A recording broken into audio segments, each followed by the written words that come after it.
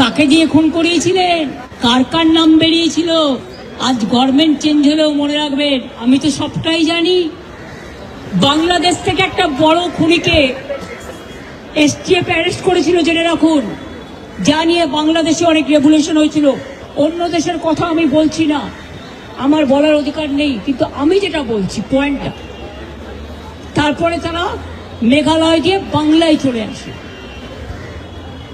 বাংলায় যখন চলে আসে তখন আমাদের এসটিএফ তাকে ধরে, এটা তাদের ক্রেডিট।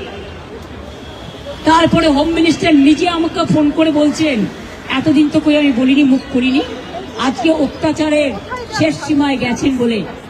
কারণ এটা জানে, আমি এখনো নামটা বলছি না ভদ্রতা করে, বাংলাদেশের লোক উত্তাল হয়ে যাবে। আমি সেটা চাই না, আমি দেশকে ভালোবাসি। না বলবো না দেশের স্বার্থে।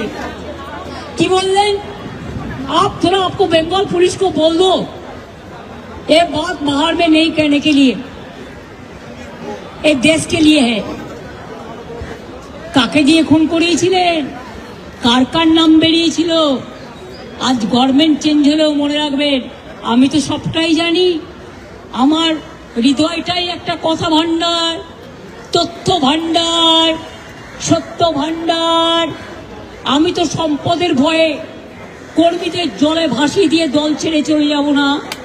আমাকে তো কতবার বলেছে, क्या चाहिए हर कुछ कर देंगे अगर आप हमको मदद करेंगे तो। শুনুন, আমাদের পার্টির একটা নীতি আছে, আদর্শ আছে, দর্শন আছে। আজকে আমার দুঃখ একটাই, যাদের জন্য সারা জীবন করেছি তারা আজকে গদ্দারের সাথে লাইন করছে।